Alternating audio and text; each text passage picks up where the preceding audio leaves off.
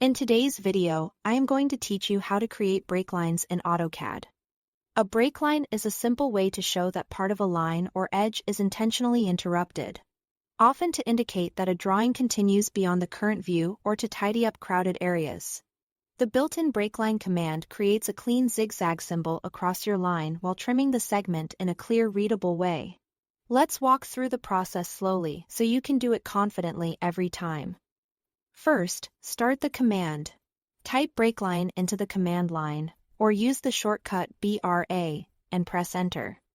Using the shortcut is faster, and it works exactly the same.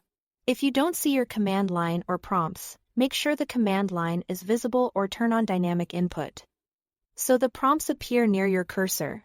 As the command starts, keep an eye on the bottom of your screen. AutoCAD will guide you through each prompt in order. Next, specify the first point. Click at the spot where you want the breakline to begin.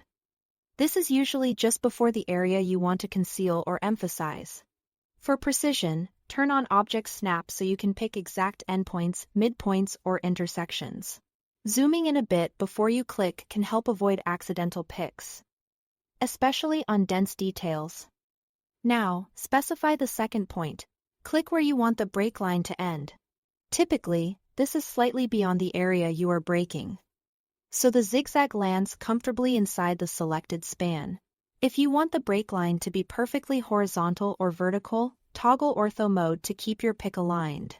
Choosing clear, logical start and end points will make the breakline read well on paper and on screen. Finally, specify the location for the symbol. Click on the line to place the zigzag where you want it to cross. This is your visual cue that the line is interrupted. If you are not sure, you can press enter to accept the midpoint between your two clicks, which is a safe default that often looks centered and clean. Place the symbol where it best communicates the break without colliding with nearby text or dimensions. That's it. Thanks for watching.